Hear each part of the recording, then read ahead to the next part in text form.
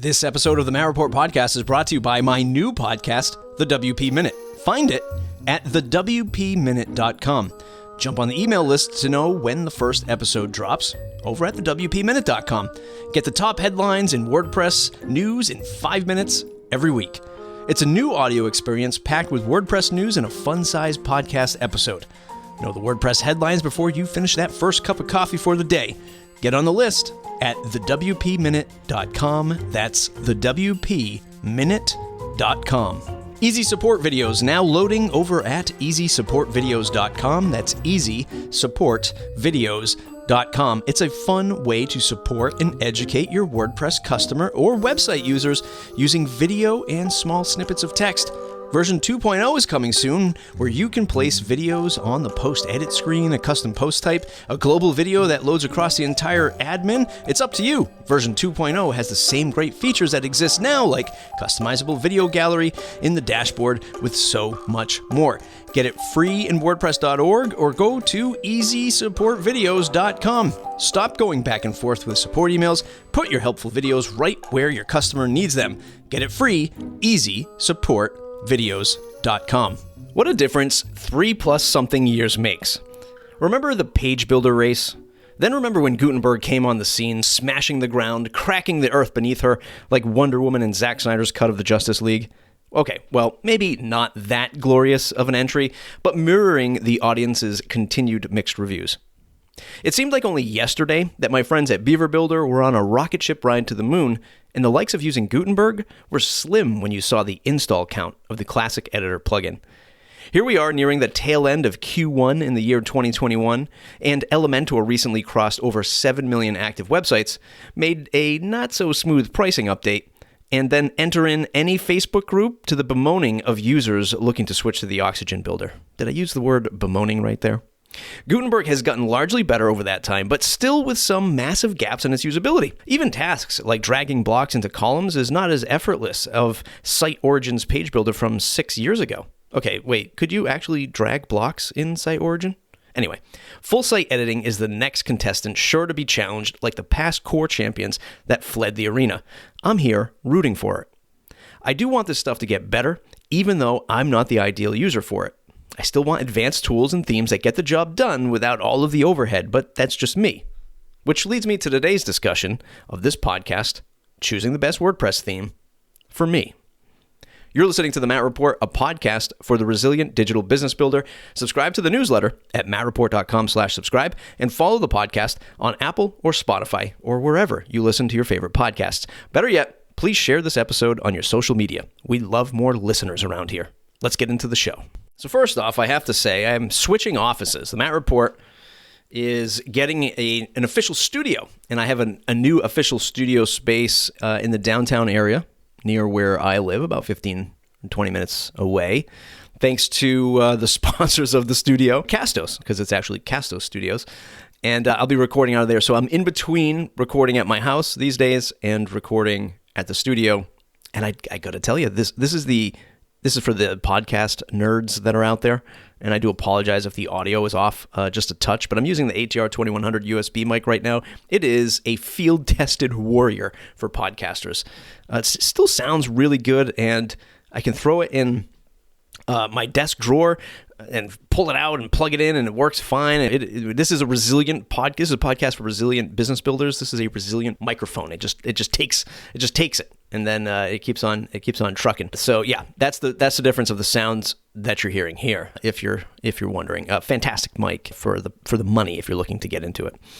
So as I mentioned in the monologue, the theme landscape has changed dramatically over the short course of these, 3.5 or so years that Gutenberg was announced and then rolled out, and there was just an arms race for page builders, which has clearly been won by the team at Elementor, probably followed by the folks at Divi, who are still continuing to make a mark, and then our friends at Beaver Builder are still trucking along, as well as Brizzy, and Oxygen Page Builder is another one that's just cropping up sort of everywhere, and it's amazing to see the school of users, think of a school of fish, sort of darting around the ocean as they make different changes and find new things. It's crazy to me to see still how people will move away from Elementor after being so deeply rooted in it as a tool for their business. But again, we've seen this countless times over the lifetime of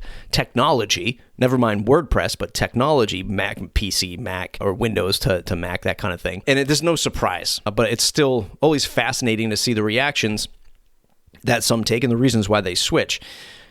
So yes, the theme business has changed, of course. The business models of themes in general have changed. And quite recently on the Tavern, the theme review team is starting to make some changes on how they approve themes, work with themes. In the title, written by Justin Tadlock, Upcoming Changes and Steps for an Overhauled WordPress Theme Review System. He made a post, I think, couple months ago, 2 months ago maybe, and actually it says right here, second paragraph, two months ago things were coming to a head, and this is an article that they wrote, and I was just like, oh, this is just the same this is the same story. Yes, we know it's there, we know people are making money, and nothing's changing. And when my interview with Matt, I asked him about making a proper marketplace, or at least having that validated, like in Twitter, you have the blue check mark, or I guess in any social media outlet these days, they have these verified check marks to say that this is a verified social media account.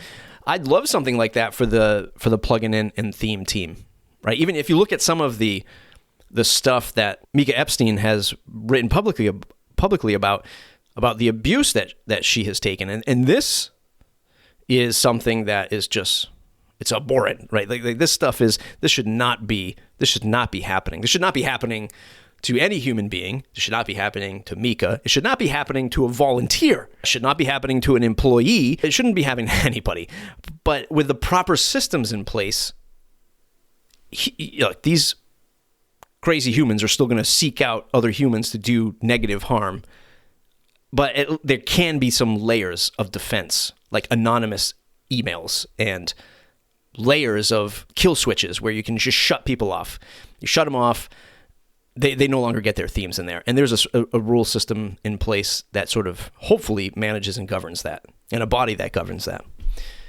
So there's a lot that can happen on that front. That's not for this discussion. Today's discussion is about how I choose my themes and not the theme ecosystem at large, though obviously it does have an impact on my decisions. So recently, I switched my theme, mattreport.com, from Beaver Builder. It was a custom Beaver Builder theme. I had I work with a local graphic designer, Chelsea Aruda. She does fantastic work, or at least I think so. She does all of my branding for most of my products and properties, including this podcast, the WP Minute, which we'll talk about towards the end of this podcast, Southcoast.fm, the We Are Here podcast, easy support videos. She does a lot for me, and she does fantastic work. And years ago, she had designed me a theme, and it took me a year to get it developed, thanks to my good friend, Devinder. It wasn't him that took a year. It was my own fault because I was sitting on it for a while. And then finally getting it over to him, asking for somebody who could do Beaver Builder, he said yes. And he was a champ, and he did it for me, which I've spoken about before. And if you want to hop on his email newsletter, it's thewpweekly.com. Check that out, thewpweekly.com. It's actually a great sort of hand in hand with my next project, the wpminute.com. And he put together the theme. So it sat for a year. It lasted for about a year and a half, maybe 2 years at this point, I forget.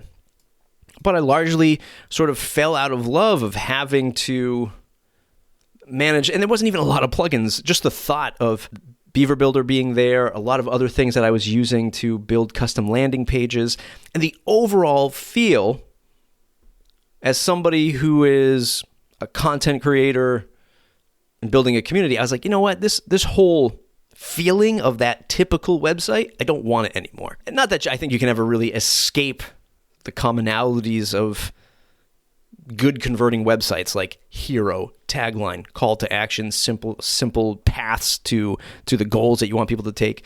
I think largely we're confined in a box of either an iPhone or a desktop monitor or laptop monitor. There's only so much we can do. And I was like, it's time to just streamline all of this stuff.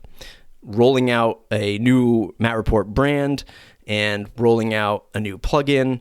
I was like, I just want to simplify everything onto one theme that I know I have the power to customize and will look good and be fast, snappy, quick, do good on the SEOs in the Google scanners, whatever it is that you guys call those things, to rate and review your plugins. And the best theme for me, if I remember, I'll put a little drum roll. The best theme for me, or coincidentally all the themes from Anders Noren. He led the 2020 theme, I believe, right? Which was based off of the Chaplin theme. And the Chaplin theme is my favorite WordPress theme still. I think I said this was the best WordPress theme in 2019, and it still is a fantastic theme. And here's why. First and foremost, it doesn't use a page builder. It uses Gutenberg. I mean, you can use page builders on this thing. And that's what I like, is it's lightweight and flexible enough to work with a lot of plugins, including page builders.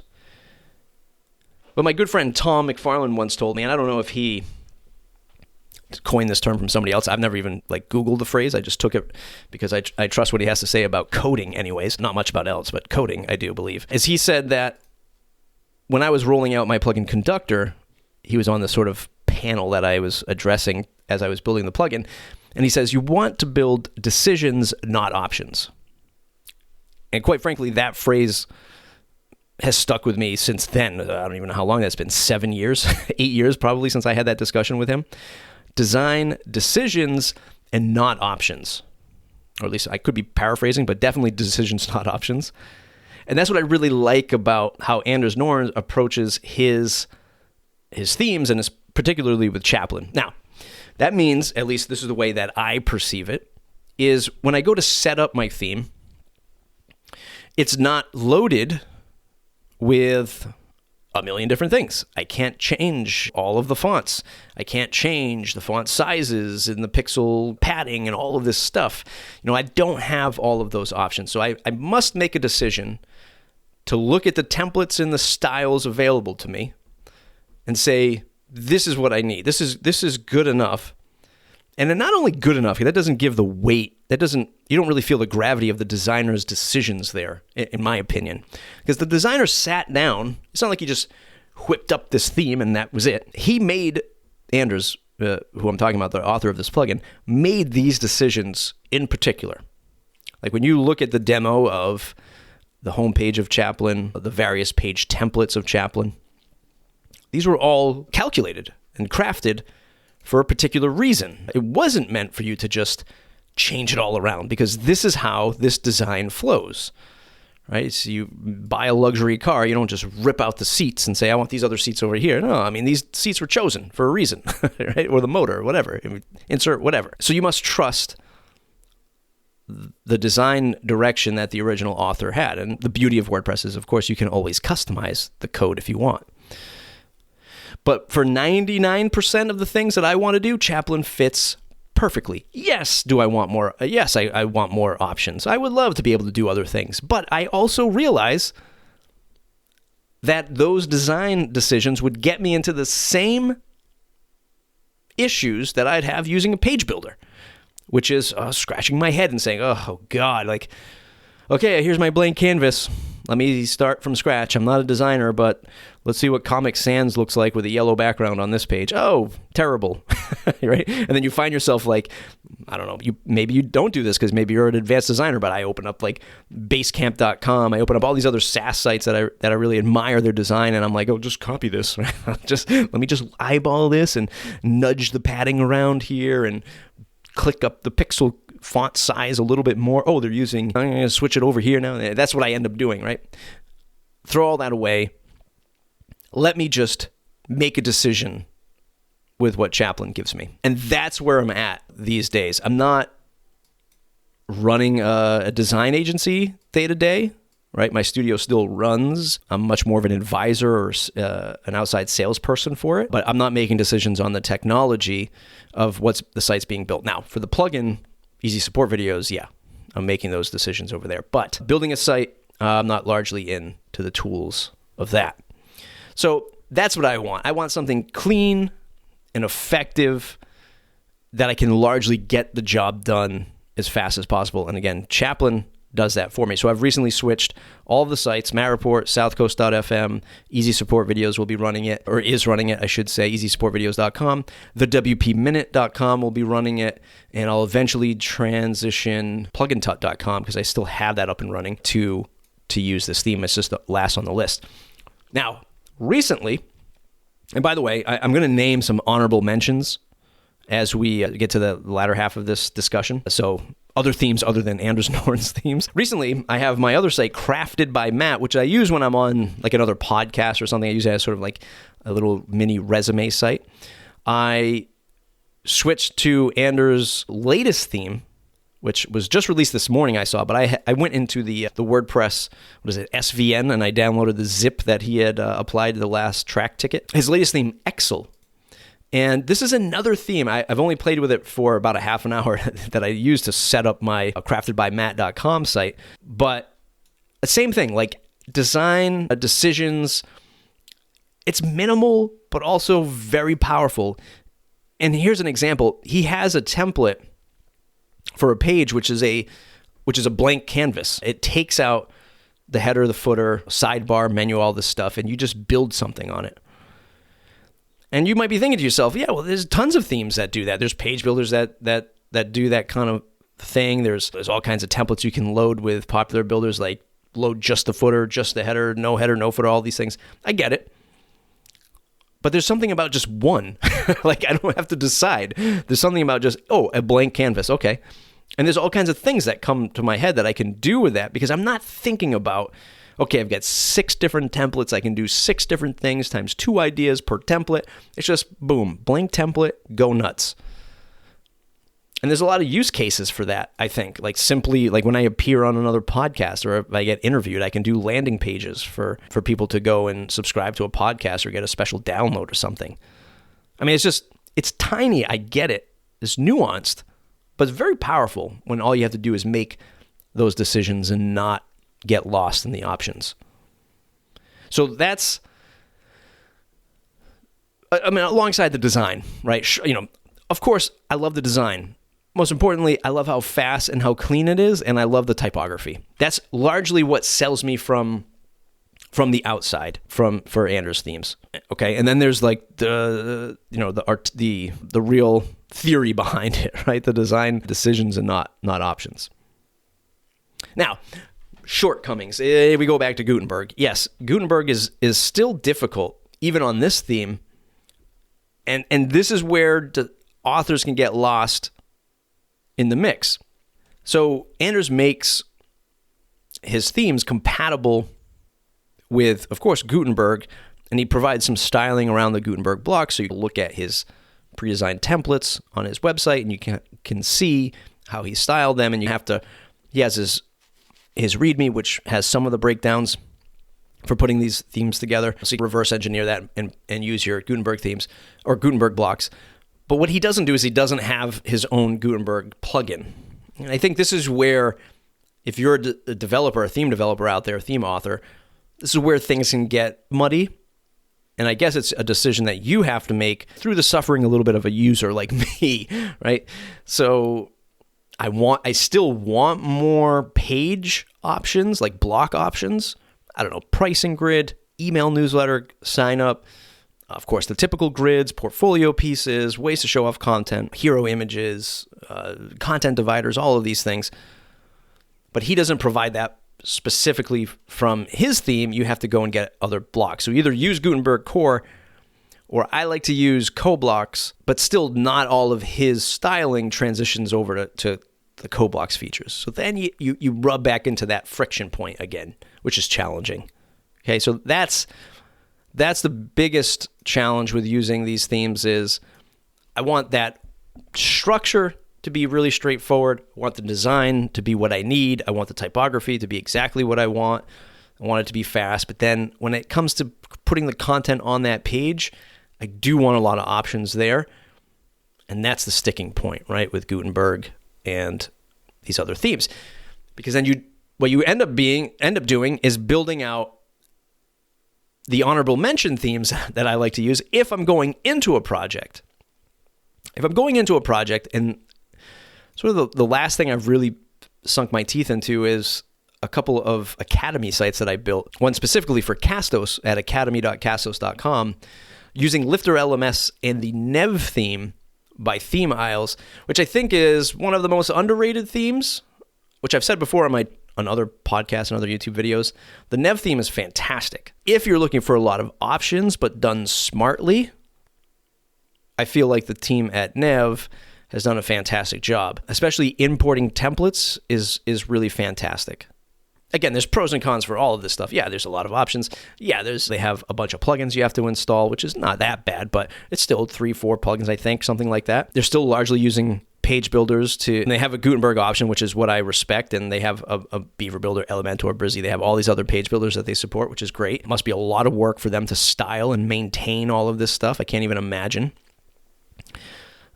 But if you're looking to grab different kinds of designs and have that granular control, I feel Nev is right up there alongside of GeneratePress and what they're doing with Generate Blocks.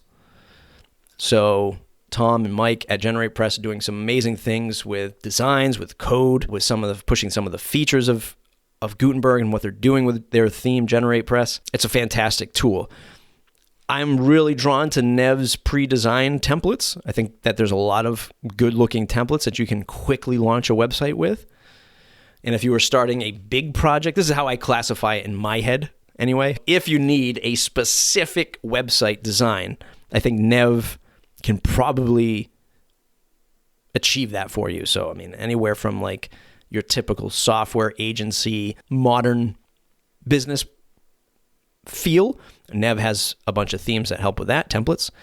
If you're looking for like a restaurant site, a lawyer site, like they have all this stuff pre-designed. And if you're looking to start a project from scratch, like a custom design, my gut would go to GeneratePress and what they do with Generate Blocks, right? That's how I break it up in my head. You can go either way, right? I'm not saying one is better than the other, but in that regard, but that's how I think of it. And if you're looking for a full-featured theme that just has everything in it, that's sort of modern, Blocksy is another one that I've reviewed on the Plugin Tut channel before. They're making, again, more news lately they get some fantastic starter themes. They got fantastic options, especially for WooCommerce. If you're just not liking what you see in the Nev and the GeneratePress world for design, Blocksy would be like my third, well, technically fourth go-to in this lineup. So if you're trying to stick to that core WordPress experience, for me, it's the themes by Anders Noren. Specifically, the Chaplin theme still has a lot of legs these days. And then Nev and GeneratePress. If I'm an agency, those are the two. Man, I mean, those are the Nev theme, GeneratePress theme, for whatever their licenses are, a couple $100. I don't think you could go wrong, and I think you could solve a lot of projects using those themes. And then Blocksy if you just want something else to throw in the mix there, especially maybe if it's a WooCommerce site, let's say. So that's how I think of themes. That's my favorite lineup of WordPress themes. I'd love to know what you think. This podcast went much longer than I expected talking about this stuff. Hope you enjoyed it. The WP Minute, the WPMinute.com. I said that project was going to launch in March, and it still is. We'll get an episode out very soon, hopefully by the start of next week. So it'll be March 29th. So that means I still got it in by March, so I'm holding true to that. It's a fun project. It'll be a quick 3, 4, 5 minute review of WordPress news. If you're into something like that, check out thewpminute.com. Really excited to get that off the ground. We've got about 100 or so people that have already joined the email list, so I know folks are interested in that. So check that out, thewpminute.com. It's your WordPress headlines before you dive into the headlines. thewpminute.com. All right. Thanks for listening today. Really appreciate it. Leave your comments on the blog post. Share it. Don't forget to share it out on Twitter, LinkedIn, Facebook, wherever you listen to podcasts. We're there. mattreport.com/subscribe. All right. We'll see you in the next episode.